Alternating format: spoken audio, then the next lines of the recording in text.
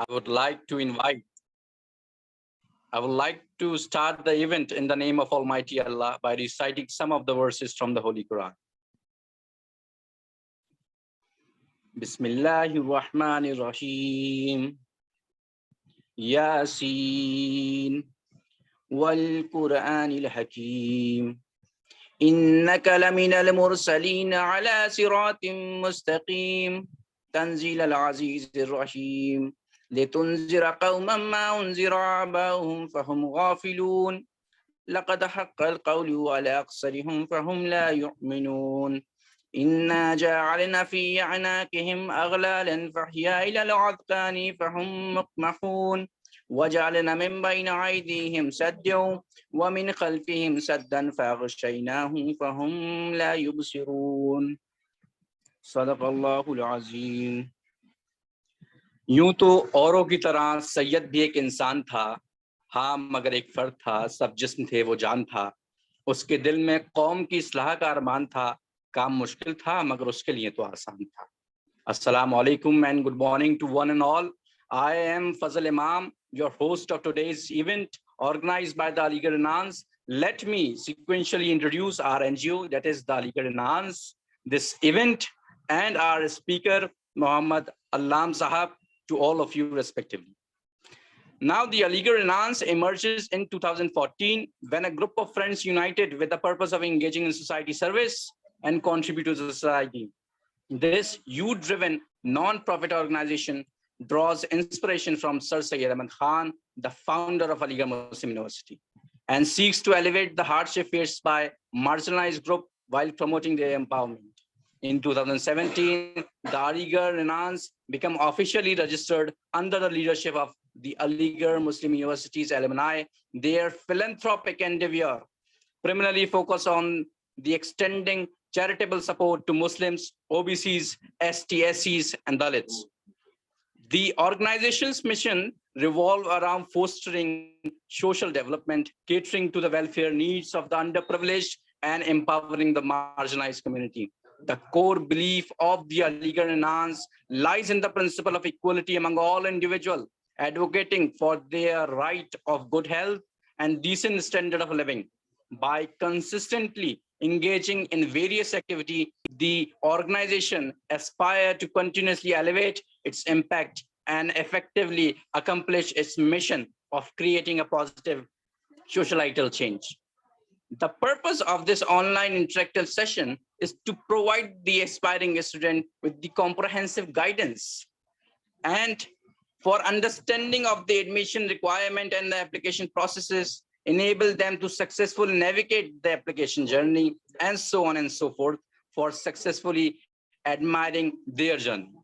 On behalf of Aligarh Renaissance, I, Fazal Imam, feel highly obliged and honored to welcome our esteemed guest, Mr. Muhammad Allam Sahab. Janab Mr. Muhammad Allam Sahab has more than 15 years of teaching experience, which include teaching in almost all social sciences subjects like history, civics, economics, and civilization of history to class 6 to 12. That means when the NCERT starts its social services, our speaker also start their social services of studying the students, and their planning and organizing the leadership skills are his assets. He believed in working closely with the students' parents, teachers, and administration for betterment of the institution. Allam Sahab's area of study and interest in teaching our modern history, that is India and the world, education, international affairs, and Indian Muslim. He has presented more than 20 papers in national and international seminars and conferences. He published more than 23 research papers or articles and conference proceedings, national and international journals, and authored 6 books in many areas of studies. The article, which is more than 30 that Allam Sahabs wrote on various issues, get published in Urdu and English. He is also an active member of various organizations working for educational advancement for poor and brighter students. Presently, Allam Sahab is the Vice President of Student School Teacher Association, AMUST. Now, I would like to introduce the event flow to all the participants and the speakers. So firstly, our speaker will share their valuable words within 30 minutes or approx 30 minutes. After about half an hour, the question are put up by the participants to the speakers, and the time limit is 10 minutes, and we can adjust the time as the student demands. And finally, the vote of thanks will be given by the member of Aligarh Renaissance, that is Musab Sahab. Now, I would like to invite Muhammad Allam Sahab to enlighten us with their valuable words. So over to you. Hello. Yes, you are audible, sir. Assalamu alaikum. Thank you very much for your inspirational word, and also thank to my student Asfar Ali Khan. From the very beginning, both of you were very active, taking the issues of the society, and I'm really proud of you that you are still in that field. Thank you very much for inviting me for this lecture, or that is we are going to share, and then we will have a discussion on this one. Without taking much time, I'm going directly to the topic which we have to discuss today and see that's what is the role of education and its and empowerment.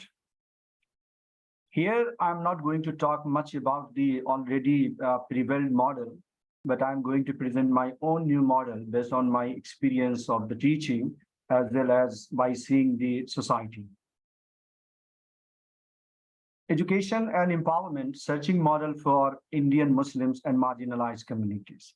Now let it to see that who is this Indian Muslims, and also see that who are the marginalized communities still after 70 years of independence.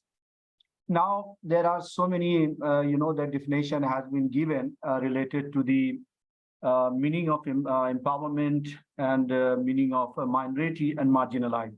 Here, empowerment, basically, I mean here that the control over the destiny or control over all our actions which could move or which could make advancement to a community.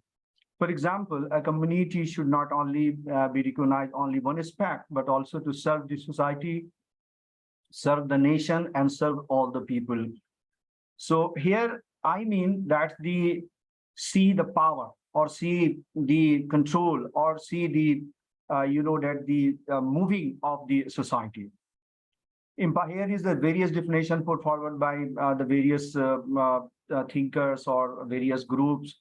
But what we are going in context of India is that whether we are going to see that whether they are in the mainstream of India or not, whether they are playing the active role and positive role in the development of the society and nation or not.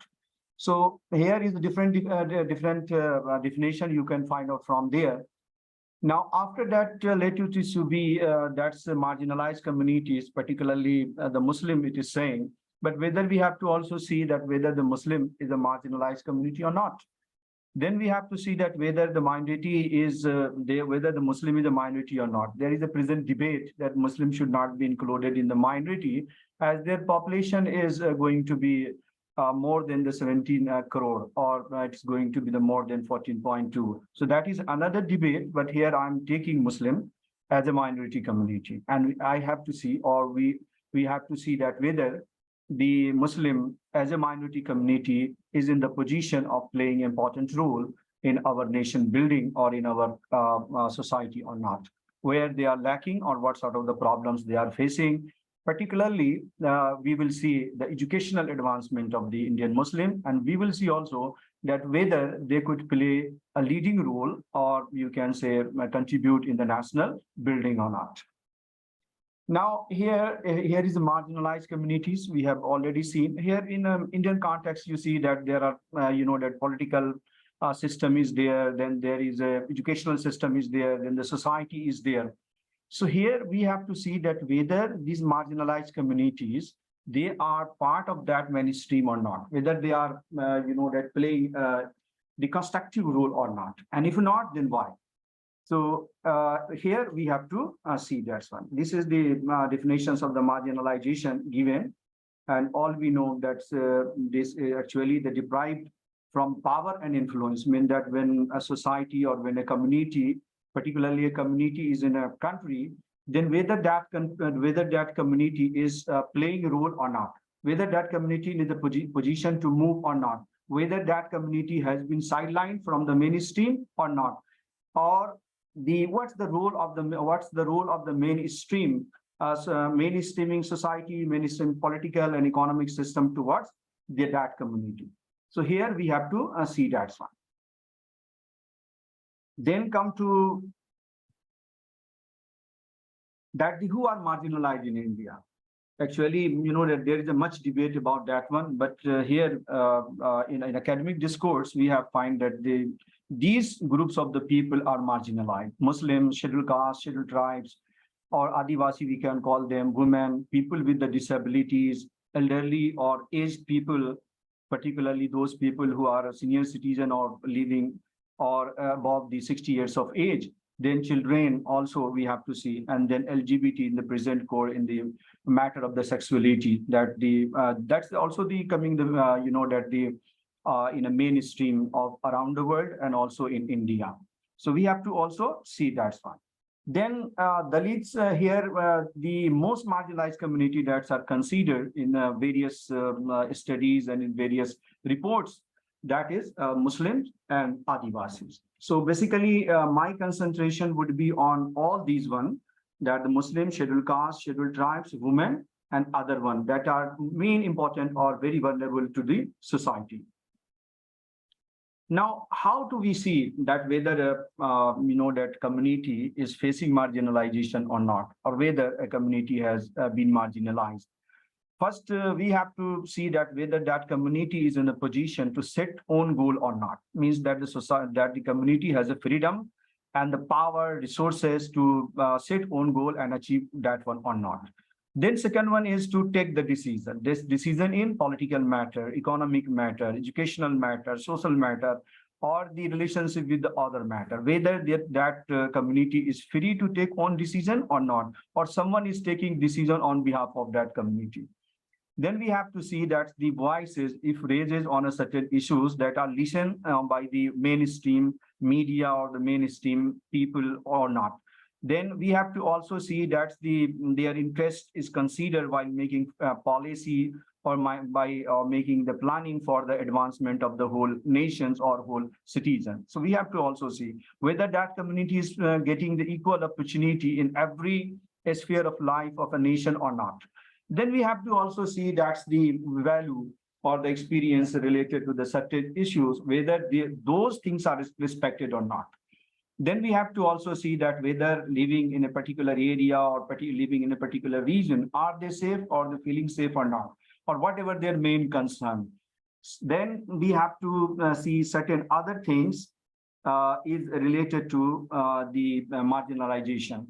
Is that have their information and device to implement or not? Suppose that many committees or commissions are constituted for their development. If those concern put forward by the community, whether those concern accepted or rejected, or whether it is given a due course in the national stream or not, then we have to see that whether that community have a powerful advocacy of their own rights and duties or not. For example, if we want to, or any, that the marginalized community wants to raise the issue of any matter related, whether they're getting the support from other one or not, or whether the single, that the handily that community is moving and without getting any support from other community. Then freedom and support.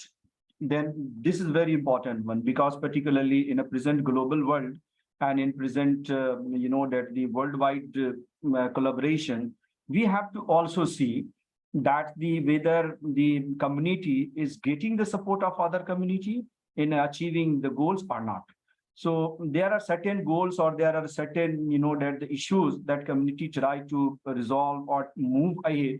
So whether on that issues, the other community which living with them giving their support to that community or not. So we have to see on the basis of this one, if we are finding all the responses is the positive one, then it means the community is not facing the marginalization, or community has not been marginalized. But if we see that the more than 80% or the 70%, these things are not happen to them, or whether getting the negative response from the mainstream or from the other group, it means that community has been marginalized or on the course of marginalization. So we have to see that one. Then come to that what one should see for assessing the marginalization. Now, okay, these are the the things we have to see, but also we have to also see the certain things of that community. For example, the social status. What is the social status of that community? Respected in the society, rejected in the society, humiliated in the society. What? Then economic condition, where they are, below the poverty line, above the poverty line, in a strong economic conditions, or moving with the national development, or contributing economically to the nation or not. Unemployment what is their share in employment or saving, then investment, and all these things. Then educational status. What is their educational status in terms of primary education, literacy, higher education, and everything, particularly the control over the education system or not. Then cultural status, that whether that community is enjoying the cultural freedom or not. And then political status, whether the community has a say in the political system or not, whether the community views or opinion is respected or not. So we have to see while assessing the marginalization or seeing the marginalization of a community. Then now if we see that the population of Muslims and other marginalized community in India, then we are finding Muslim constitute about the 17.4 crore. It is going to be 14.2% of the total population. Basically, when we are talking about the Muslim, it is really it is related to the religious minority. Then if we going to SC, then 20 crore, or it is going to 16.6 crore, 6%. Then SC, ST is there, 10.4 crore, and it is going to be 8.6 of the total population. What we have to see here is that the Muslim is only religious communities, while other rest of them belong to the majority community. But due to the caste system or anyone, they are considered as the marginalized in all these spheres. So we have to see that one. Then come to the, that the educational status of the Muslims and other marginalized community. Then we have to see here from here, our main, that the talking is starting. Here if we are seeing the literacy rates of all these marginalized communities, then you are finding that Muslim 68.5% is still 32% is to be literated. SC 66, ST 59%, or OBC 67.9%, and women 60.4%. This is data related to the 2011 census. So what we are finding here that is still from 30 to 40% people from the marginalized communities have to get the education or to be literated. So now you can imagine we have to think about those 40% first to literate them, and then think about their advancement. Then if we are coming to the primary level, here I have not taken the gross enrollment ratio, but I have taken here is that the gross attendance ratio. I think it is a more powerful or tool to assess the educational status of any community. If we are getting just a GER, that would be whether the after enrollment, what happened, the community getting the education or not. But when we are going for the gross attendance ratio, it means that the attendance is very well. So if we see the literacy rates at a primary level at gross attendance ratio, it is going to be the Muslim in 100%. And then SC, ST, they are having a more than that 100, 1 and 102, means the more than in terms of the attendance ratio. If we are going to secondary level, then we are finding that the Muslim, the 71%, 85%, 79%. In a higher, at higher level attendance rate is 48%, 52%, 60%, and just above the higher education secondary level, you are we are seeing that the 14%. What we are noticing that from starting from the primary level to the higher education level, the advancement or the attendance of the education has started to declining in all the marginalized community. It means that when it is going to be the higher education, which is the main tool to get the empowerment, by reaching to their percentage has started to declining. So here is a main concern that why not the higher education, or in higher education their ratio is higher, or why their percentage is not higher? Why with the passage of the time, when we are moving to ladder in educational advancement, their percentage started to declining? Then we have to see that in higher education, after secondary level, then after a higher secondary level, then we are going to see the higher education status. If we see All India survey on higher education, that used to give the percentage of the community wise in a higher education, we are also finding the decimal positions there.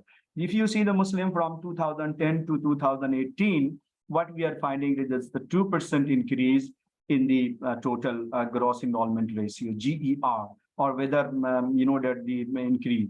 If SC 4 point starting and 5.5, and then ST 11 to 14, just only finding here the decimal, or that the 3 or 5% or 6% increase in their higher education in a long period, around it's 8 or 9 years. So now you can imagine why not they are moving in higher education. Now suppose that if they are not moving in higher education, how they are going to get the higher post in various departments of the government, or the going to getting the technological advancement or any other thing. So this higher education should be enhanced and should be taken into consideration while going for that empowerment. What we are finding here, that the in a primary stage or the secondary stage, their ratio is higher, but when it's reaching to the higher education level, it's declining, and it's so much dismal that the question is that whether with this all educational advancement, should a community go for empowerment or not, whether that community is going to get the empowerment or not. I don't think that with this dismal educational system, they are going to be empowered. Then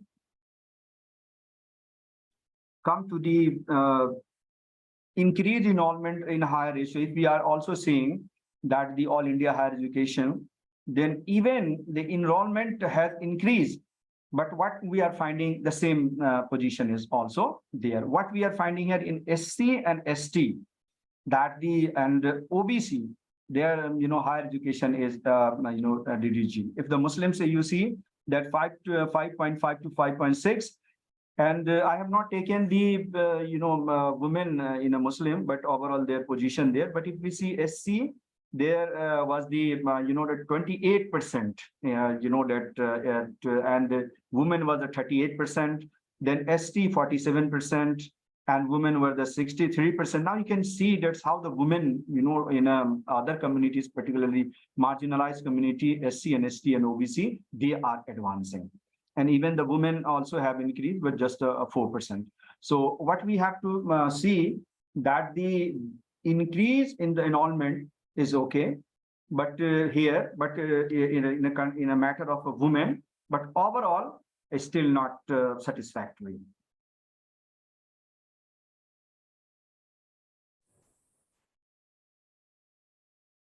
Then come to the education as a tool for empowerment. Now, most of us, that argue, and most of the thinkers and educationists and planners, they believe that if education, the marginalized communities getting the education, everything would be okay. Means that automatically they would be empowered. Here I have just quoted the fourth one to show that how education is a powerful tool for the empowerment. There are many other tools, particularly the political tools is also the important one. If you see other communities' advancement, then we're also finding how they become politically powerful and they move towards the economic advancement, educational advancement, etc. But here, my concern is only to see that whether the education could be a tool for empowerment or not.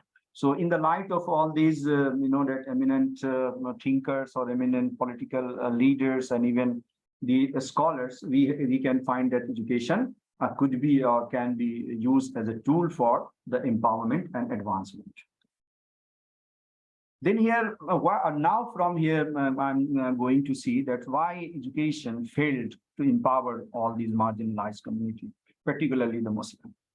If we see the model that presently used by the Muslim to advance the community or to, that reduce the marginalization, they have three flaws or the shortcomings, and that without removing that one, we should not empower or the Muslim community could not be empowered. The first is I versus we. If you see in the life, particularly in the national life, there are so many communities there's so many groups of the people and so many, that the power holders and stakeholders are there. What we have to make, what we have to realize that most of our planning and most of our educational, that empowerment through the educational advancement is based on I and we, means keeping isolating from the mainstream, means that we are not ready to go into the mainstream and always trying to be, that in isolation and try to do something in isolation. We never try to get the support of the mainstream or the group of the people and engage with them. And as a result, what happened? The model used to fail. What we are planning, we are not getting any support. We are not getting any guidance, or we are not having the, advices from the mainstream. We used to think that we all are well, and we need not support of anyone. This should not be. Then victimization. Here is come to I and we. What you are finding here is in a picture that this is the mainstream. And here the marginalized communities are there. They are not ready to interact with them. They are not going inside of them. Maybe many reasons for that one, but they are not, going in the mainstream to play the role. Then the second psych or the psychological aspect is that if you talk with any members of the society, they always used to play the card of the victim. I am the victim here. My question is that all we are in this world, we are in a competitive world and we are here. All we have to see, or the community has to see the pros and cons. Why always playing the card of the victim? My question is that if these communities are going to play the victim card, are they going to solve their problem? So, that in the rest of the populations or in the rest of the communities, they always complain that we are victim or our community is victim. The question is very simple, is that who is responsible? Is it okay? Maybe some other one is also responsible. The communities would be also responsible, but the community which is trying to be, that model for other one must take the responsibility and then take the other things, but must take their own responsibility. So here is that this notion is that I am victim, and when you are victim or the community is victim, is not going to plan well. So this should not be in a future that we will discuss later on. Then one-dimensional approach. One-dimensional approach is not always the long-term planning and not used to be the depth to achieve. But one-dimensional means that just okay, if we are getting the education, we are going to empower, without thinking that how education needs the other things to be empowered. For example, that if economy is not responding well, education, that if there is no employment opportunity, if there is no, that the investment or where the economy is not expanding, the people are not involving, where the education is going to empower the community. So here the single one-dimensional, that the approach should be limited one and should not be taken into consideration while planning for the education for the marginalized communities. One-dimensional means that in another way you can say, just think about the students are going to school, or the children is going to school, adult is going to school, and as a result, they would get the degree and automatically they be empowered. But without realizing that how with the period of time, the definition and the ways or the methods of the empowerment has been changed. So this is also we have to consider, and we have to take a multi-dimensional approach that, okay, education is there, but how education could be used for empowerment. Empowerment through political control, political power, empowerment through the economy, empowerment through the health, empowerment through the social reforms. So all we have to take into consideration, not the single only one, that is getting education and empower. No, that should not be our thinking. So basically what happened, our approach till now for the empowerment through education was based on these three shortcomings and flaws. And what was the result? This one, marginalized. Now these communities and other communities, they are living outside of the towns and cities, and that they are not in the main stream or the main life of a nation. This picture showing that this is the result of the planning of education and other things for the empowerment. Now, how we can prove? Now, this is not only my saying, but if we see the numerous reports of the Ministry of HRD, if we see the reports of the Sachar Committee, if we see the high-powered committee, all these things confirm that the marginalized community existed in India. And if we see the Sachar Committee report that is constituted in the 2006, if we see the report, what we are finding that basically that it is saying that there is always a gap between Muslim educations and other social religious categories growth. Another saying, in the case of unemployment, that the Muslim is suffering. So now, if we, on the basis of that one, if we see the post or if we see the area where the Muslim should be in a large number to serve the nation and serve the community and to be empowered. Particularly if we see the civil service, the same, the dismal, that the dismal performance is there, 4 to 5%. If we see any services, whether it is a central or whether it is a government. Then come to the, that business model or business, the business position. If you see the, that the stock exchange company that it listed either in the 500 or 100, their director only 2 to 4%. And then work participation is also 33, lowest among all that one. And only, that in a minority community, Muslim constituted around the 70% of the total population, but they are just running the 23% of the schools. And if we see the Knowledge Commission report of Sampath Arora, what we are finding that the Muslim need to, that start more than on the basis we just see the population, then more than 15 universities in a decades or whatever is there. Then large schools, a large number of schools and colleges that should be.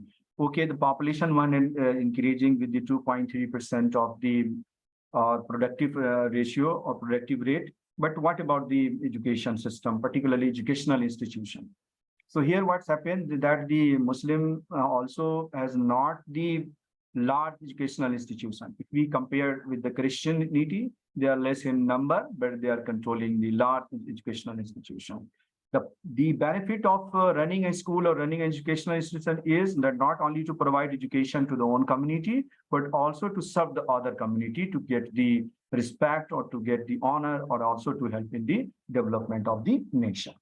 So here, this is proof. Now, what should be done? Now, okay, we have confirmed that we are marginalized or the Muslims are marginalized or, that the other communities are marginalized. Now, what should be done? If we see the present time, we are going to see that everything is changing due to the technological advancement. Now we are going to live in the world of artificial intelligence or the robotic science. And here what we are finding that with the advancement of the robotic science and advancement of the, that artificial intelligence, everywhere there would be a curtailment of the employment and the new society, new economy, new political setup, new health system, everything would become. Now the question is that if Muslim or marginalized community continue with the same model, would they survive in the coming days or not? This is the question we have to see. And for this purpose, I recommend, or I can say that this should be the model for the marginalized community in the future. First is, that the new educational, that the, 1 minute. So these are things which we have to see. A new type of educational model means that the education system should be also changed. Then a new type of schooling, a new model of schooling, counseling, then the skill development, and a model of higher education. There are so many aspects that could be improved, but I have taken only these 5 because they are related to the education. Now, the first question that we have to see that we are living in 21st century, and here in the 21st century, the education model has been changed, and we have also seen that the skills have been changed. And with the coming of the artificial intelligence, or coming of the industrial revolution 4 or 5, or education system 4 and 5, everything has been changed, or they are changing very rapidly. On the basis of the certain studies and everything, I have taken these are the 21st century educational challenges. And if any community or if any nation is not going to take out all these challenges, then what happens? Their education system would be not sound, and education would not serve as a tool for empowerment. Here, say the 21st century challenges: attendance and that scheduling. Scheduling means that whether the online or offline is going to be after this corona, or then for that one, what happened? We have to also the massive online infrastructure we have to build, particularly the marginalized communities. Enrollment, fund generation, state funding, that is decreasing. And if we see what you call the new education policy of 2020, then we are finding much concern have been put on the state funding of the universities or the higher education and education. Whether the government would increase or decrease, that would later on, but there is a question mark on the funding of the education system. Then curriculum changes. We are seeing how corona has been changed everywhere, or every curriculum you see, wellness or well-being, that became the part of the curriculum. Then sustainability means that how we are going to see the future generations. Internationalists, that student, now we are in global world, so we also have to, or marginalized communities have also to see their educational system, that whether they could accommodate the international student or not. And then the tech addictions means that gone are the days of the on offline, we are using the educational technology everywhere. So if we see all the challenges, and if we see the educational institution or educational system of marginalized communities, then we have to see that these marginalized communities have to go more and more than other communities. Then come to this, and I was talking about the new type of the educational model. What are the educational model that previously that we are, or the marginalized communities have been organized their madaris or schools, colleges, pathshala, or all these things, and they were considering that this is enough for that one. No. Now the new education system has completely new model, new way of teaching, new methodology, new curriculum, and everything. So, but in spite of all these the problem or the challenges that the 21st century people are going to face, in the light of that one, our education model should include all these things. That the evolution based means that whether it is evolving with the passage of the time or stagnant. Whether problem solving methods, then predicting student grade, analyzing students' answer, syllabus, everything is important in education right now. Previously, what happened that we were just taught by the teacher, then went for examination and then grading, and then is enough. No. Now the education system has to take all those things, particularly the critical analysis or the evolutions, critical thinking, everything in the education system. So this teaching model would be according to the need or the 21st century. Then perhaps you are not seeing this one, but this is related to the schools. Previously, what happened, if we see the many reports, what we are finding that in the primary sector or in a higher education infrastructure condition is very poor. If we see primary schools or the secondary schools, infrastructure is very poor. So in that cases, what happened now, whatever the conception we have a school, that the infrastructure or whatever is there, the old one that we have to change.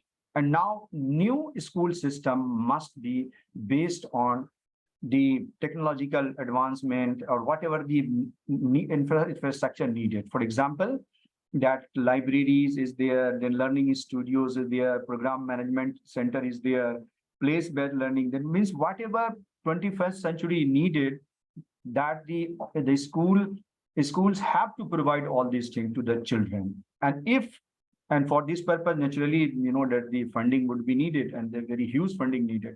So from where the funding would come. So what happened if the marginalized communities schools would not function in a way, then what happened? The gap that would be that was previously still would be larger.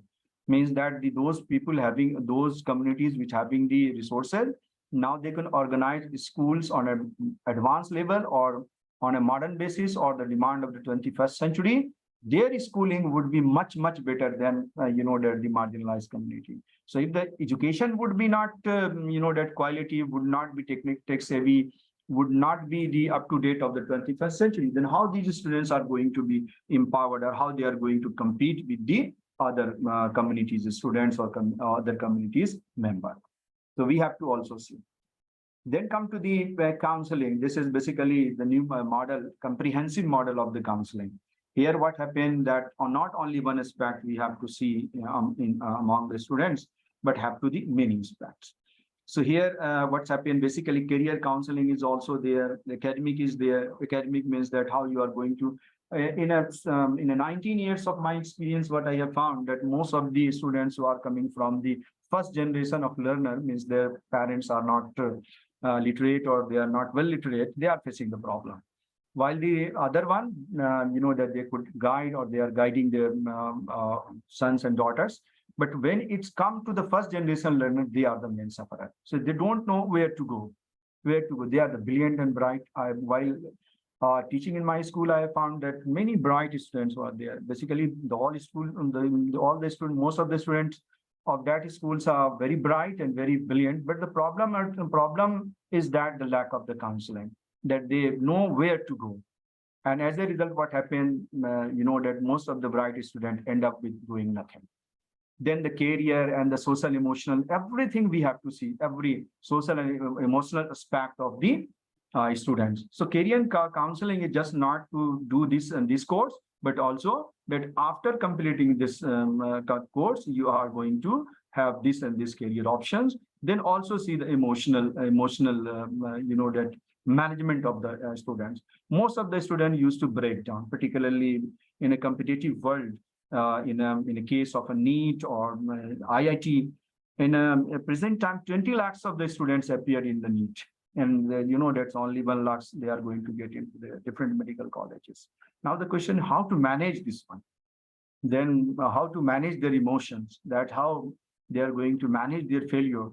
So that should be also there. Now, in my opinion, that the school should have a counselor. That if you see that most of the schools, they have not a counselor, they think that the teachers are enough for them, but teachers are not the professional counselor. So in my opinion, every school should have a counselor, and particularly in the marginalized community, if the school cannot have a that counselor, then that at least must be in the society there would be professional counselor or the professional center for their advancement. Then come to this model. If we are if we are learning, then we also think that the learning of a skill is important. Now, just reading and just getting the degree is not enough. With the degree, we have to also see the skills. That what sort of the skills the students have developed while studying 6 years, or 9 years, or 10 years in a school, or after 10+2. But in spite of all these things, we have to we have seen the two types of the skill that should have a student in a present time. The one is that the skill that is needed in everywhere. These are basically the seven skills that the student should always need. That is related to the education, and that is important for every every student. After that, what happened that we have to see the skills that required for the students in the 21st century or in the coming century. Now, suppose that the AI or artificial intelligence or robotic science or genetic science or other fields are developing. Now, the marginalized communities have also to see that what sort of the skill in the future would be needed for that one. What happened? They could prepare their students or prepare their members of members of the community. So this is very important one. But the educationists and other one, they are agree that in 21st century, these 4C or these 4C is very important one. The one is collaboration. Collaboration is basically is that how with the share with the other one, the one can achieve the goal. Now we are very much dependent each other, or the one community is dependent on another community, then another to another community. And particularly after the environmental crisis and COVID, what happened that now the goal of the whole humanity or the goal of the whole communities and also the world community is the same. So here is saying that the community members should have developed these 4C. The first one is a collaboration. How to collaborate with the other one and cooperate with the other one could achieve the goal. Marginalized, this is very, very important for the marginalized communities to get the support from the mainstream communities. And this is for this purpose, this skill should be needed. Then creation, that the creativity or the creation, that is the same thing, but if we see in another aspect. But here creativity means that how one is going to get the solve this problem with the new thinking, new technology, new way of going to out of box for all these things. So after that there is a much debate now related to the robotic science and also the artificial intelligence, that whether the creations of the humanity would be ended or whether it would be transferred to the robotic science, and whether the robot could create the new society or not. So there is a debate, and we have to see, but also we have to see the robotic science development and also see that how it is going to affect the creativity of the humanity. Then critical thinking, that this is important one. Why, in my opinion, and I was going through the advancement, I was going through the social and political conditions and other aspects of the marginalized community. What I found that the majority of the people or majority of the member of the marginalized community, they used to be superstitious, or means that believing in the not in rational thinking, but some sort of the saying or some sort of the superstitions or rituals and practices. So that is also needed, that we have to see that then we have to also see that's how that community is going to analyzing the issues and the situation for their betterment. Is it okay? Issues are there, but how we are going to analyze these issues? This is important one. If issues are not analyzed well or scientifically or rationally, then naturally the conclusion would be wrong. So critical thinking, that should also be part of the education, not from not only in the primary school, but it should be ranged from the primary to the higher education. And then here is the communication, that is important one. If we see the gap between the marginalized community and the well-developed communities or the mainstream communities, we are finding that there is lacking the communication. And if we go through the the empowerment model, then we are finding that the marginalized communities or those communities which are suffering from the gap, that needed the powerful communication, and that should be included in the 21st century school skills, and that should be that part of the schooling of a nation, or particularly in a marginalized community. Then here a new model of higher education. I think this is, we have to also see that the empowerment education positive. If higher education is not qualitative, not up to the demand of the present day, and not up to the, that the demand of the future or the community, then what happened, that higher education is going not to benefit it to any community. Now the question is that what sort of the higher education model would be in the 21st century? This is the 21st century learning, and this should be the model for every higher education institution.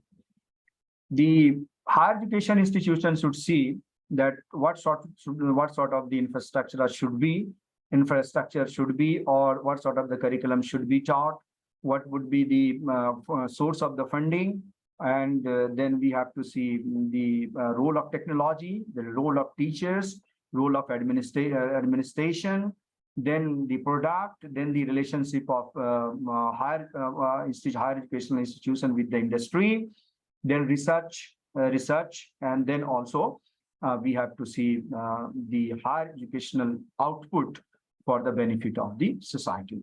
Now, if we see the marginalized communities higher education institution, particularly the Muslim higher education institutions, what we are finding that there are completely lack of the responsibility, transparency, and the vision. Just I'm giving the one example. While I was, conducting a survey, and I asked 1,000 students from the graduate classes and 750 from the postgraduate classes, and 500 PhD students whether they would like to have a take admission. Then most of them, that if they would be given a choice between Aligarh Muslim University, Jamia, and other rest of them, you would find that most of the students preferred either AMU or Jamia. So it means that the ghettoization of educational institution is going on. And if we see in terms of Aligarh Muslim University or in Jamia or some other educational institutions of the minority community, how many students would be accommodated in all these universities? And if these universities going to accommodate, then where these institutions would be go in a qualitative term? And to maintain the qualitative term of these institutions, what should be the vision? Whether the seats, whether the faculty, whether the the technology would be improved or not, infrastructure would be improved or not. So these are the problems that the most of the marginalized communities, higher education institutions are facing. And in my opinion, if one thing is done, that is the transparency in every aspect, the problem can be solved. So with this presentation, I would just only say that education can be a powerful tool for empowerment. Education could be a powerful tool for empowerment, but with the passage of the time, with the changing of the time, and with the needs of the market, industry, society, education system should also be changed to make more empowerment to the community.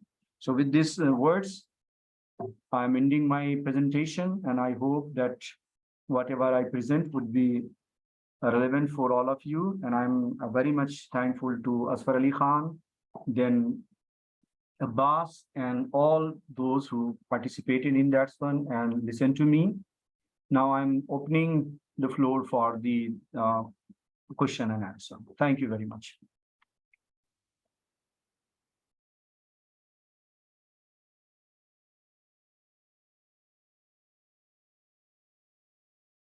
Thank you so much, sir, for a great presentation, I would say. And this is Kamil. So your expertise, knowledge, and passion for the subject matter has shown though and was truly inspiring to listen to you, sir. Your presentation was engaging and insightful, and I hope the participant gained some valuable insights from them. And I request all the participants to ask their question, whether via video or if you are not comfortable in that, You can just speak in the session. And if you are even not comfortable, you can write on. So thank you very much. Over to the participants.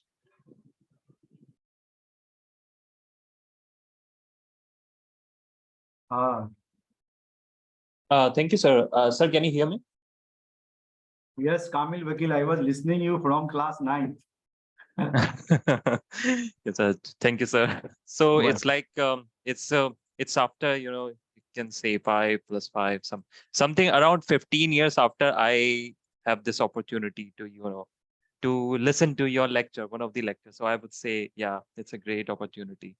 So thank you so much for the great lecture, I would say. And I actually have attended in the midway, so I do not have the idea how you started the whole thing. But beyond, the onwards, this midway, I really would say that I've got a lot of things to think about, and could be, pretty much things to ponder. So basically, sir, you mentioned that there's one thing that I would say the external sources are kind of choosy about the minority section, I would say. They're kind of not providing us with much of the opportunity, and it is quite evident from the number of graduates, I mean, which are left, the unemployed. So even if the marginalized society is, graduated, is still they are like below the country average of to get the better job opportunity. So there could possibly, I mean, there's a high likelihood that there are external sources involved which kind of working over us to uh, keep keep us below the level, kind of that thing. But I am also curious about what is going on from the inside. I mean, is there also some issues within the community which are, is stopping us to grow better and, empower ourselves? How do you see it? Thank you, Kamil. I got what you want to say. I will talk first at external level. You know that we are living in a global world and multinational companies. You know that multinational companies, these are controlling not only the economic resources, but even the political system of a nation, whether you accept it or not. If you go through the various books, you would find that multinational company has nothing to do with the discrimination or whatever is there. They need just equality of human resources. And if you are going for that one, means the quality of education, or if you are well prepared in a various skills and the technological know-how, and you are also very much, that in a quality of education, nobody could discriminate. The only problem is that the only in a certain employment, particularly in other sector, you can face the discrimination. But when it's come to the market economy, you are not going to face any problem.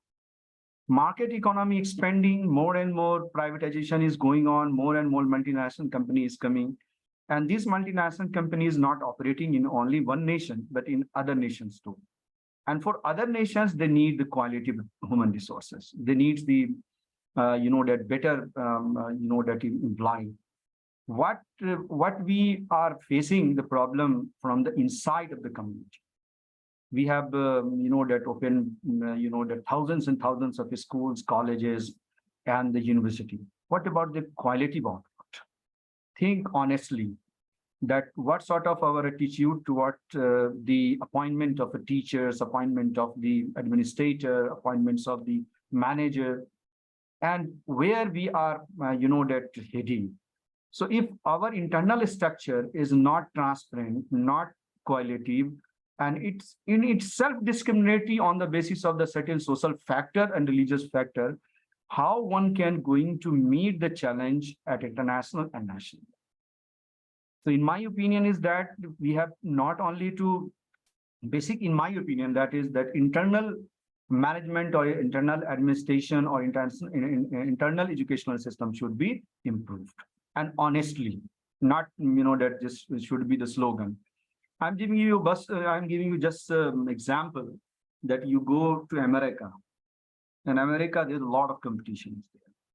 But still, certain schools are so qualitative that the product of that schools or that institutions coming in the market for the multinational companies, for the government, and for other one, there is no option except to select all these people.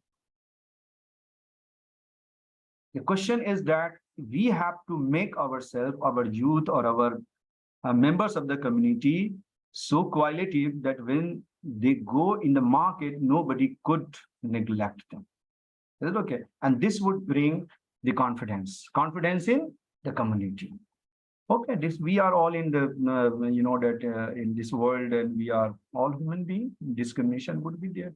But my question is that if anybody is discriminating me, am I going to leave my effort? So here is important thing is that willingness.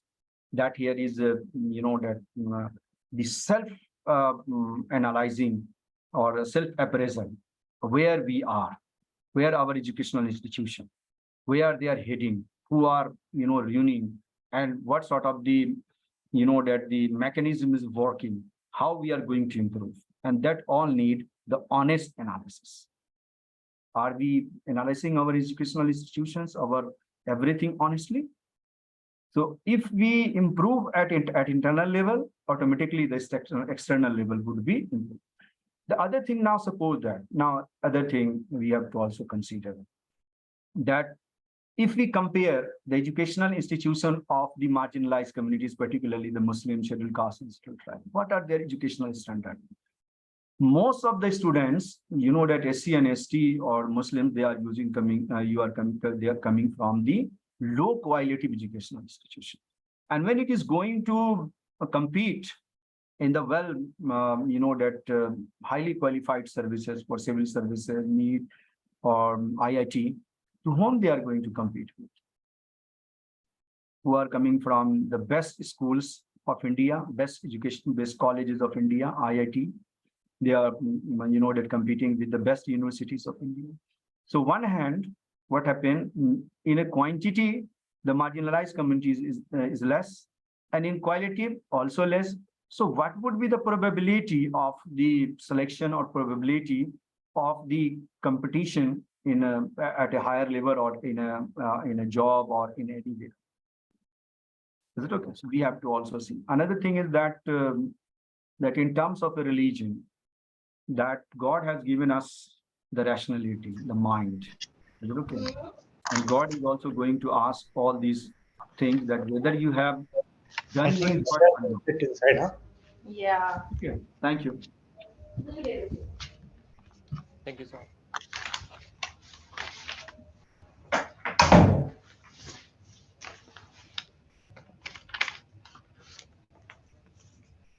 Any other one who can ask their question to the sir? Okay, a question from Zishan Tabassum, that it was great to honor and inspiring to listen. My question is, we are college students, what we can do at ground level to strengthen the minority? My first, I will say to you that first you strengthen yourself. खुदी में डूब कर पा जा सुराग जिंदगी, मेरा न बन सका तो ना बन, अपना तो बन. So first is thing that you have to make yourself a good student, learn everything which is needed in a career, in a practical life, make yourself a model for others in education. After that, what happened, you have to, when you are going to join any career, then think about how you can contribute to the society. At this level, if you are not in a position to contribute, and if you are forcefully going to contribute, it means that you are not only perishing or not only, making your career in danger, but also not, contributing most to your community. So first thing is that make your educational advancement quality, prepare for career, and then after that one thing to contribute to the community. If everyone would become a quality member of a community, then automatically, in my opinion, the community would be improved or it would be advanced. If still you want to, if you are good in everything, still you want to contribute in the society, then better is to create awareness. Awareness is important one.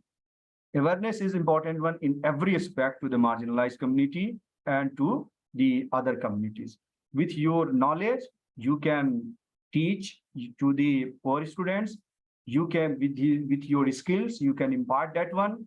And with your money, if you have enough money, then you can, that finance or fund an educational institutions. Is it okay? So by this way, you can contribute. Thank you. Okay, another question from Tabassum that can you please elaborate on political aspects or presentation of marginalized community in minority in current scenario of the politics? In current scenario, what she wants to know. There are numerous aspects in the current way. In a marginalization community, or in a marginalized community, in a present in political sense, Tabassum, can you elaborate your question as well? Be specific to your question.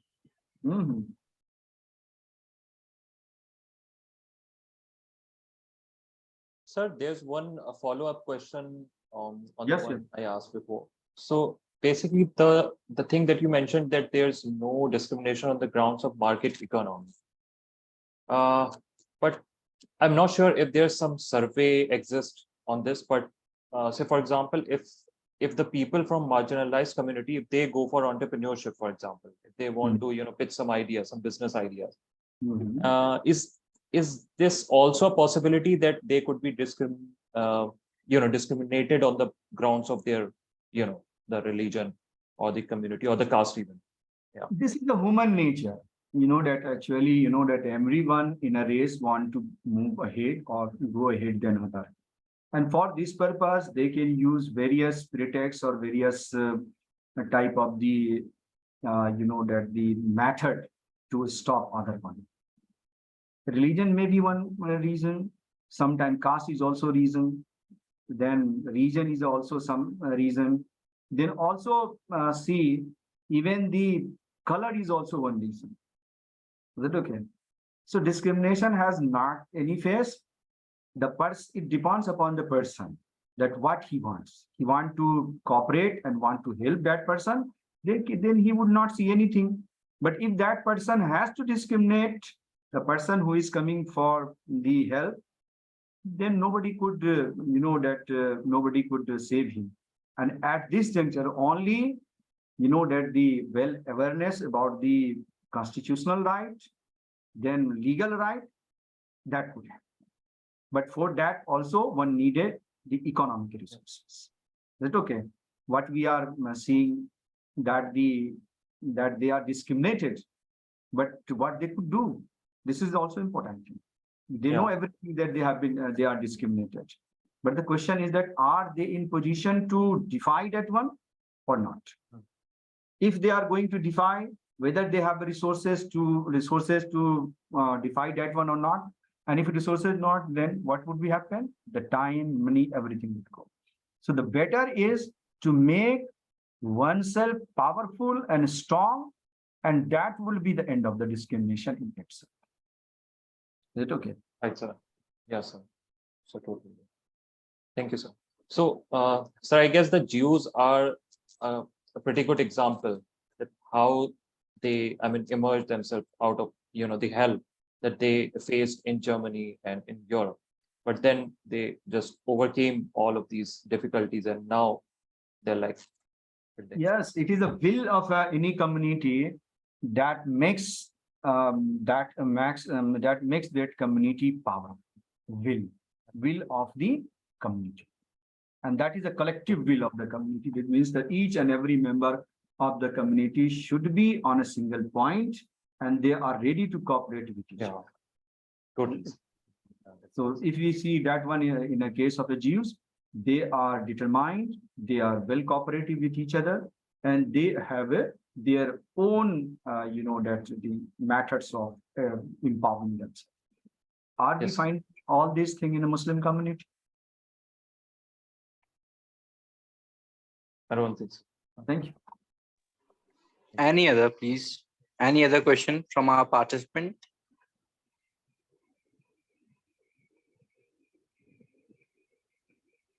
All set. Now it's time to have a vote of thanks from Musab Siddiqui Bhai. Musab Siddiqui is a AMU alumnus and a president of UAE chapter of the Aligarh Renaissance. He is currently in sales, marketing, and operation manager at Dubai. I would like to invite Musab Siddiqui Bhai to have a vote of thanks for all of us. Assalamu alaikum, sir, and to all. Am I audible? Yes, sir. Ji How bhai. are you, sir? I hope you are great, sir, and it's really pleasure to hearing you after a lot of years. And I am totally excited that I will have the chance to hear you from a great teacher who taught me in the school times. So your dedication, passion, and have truly made a positive impact on my learning journey. I am grateful for all the knowledge and skills you are imparted in me. Today we had a great session on education and empowerment, focusing on the challenges faced by Indian Muslim and other marginalized communities. Our esteemed speaker, Mr. Muhammad Alam Saab, emphasized education as a powerful tool for transformation and progress. I extend my heartfelt thanks to our speaker for their impactful words and dedication to advocating for marginalized communities. Your willingness to share knowledge and experience inspired us to strive for a more inclusive society. Gratitude also goes to the other organizers, and participants who made the session possible. Your engagement and enriched the discussion, deepening of our understanding of education and empowerment challenges. Let's work together for a brighter future, breaking down barriers and building bridges through education, understanding, and empathy. Thank you to our esteemed speaker and everyone involved in making this session a successful. Let's carry the spirit of empowerment forward to make a positive impact in our communities. Have a wonderful day. Thank you so much. Yes, we extend our heartfelt thanks to everyone and who has played a part in making this event a grand success. Your contribution, whether big or small, have great significant impact. You look forward to your continued support and participation in our future endeavors. Thank you once again to all of you. Have a nice day. Thank you. The meeting is end. Have a good day. You can leave now.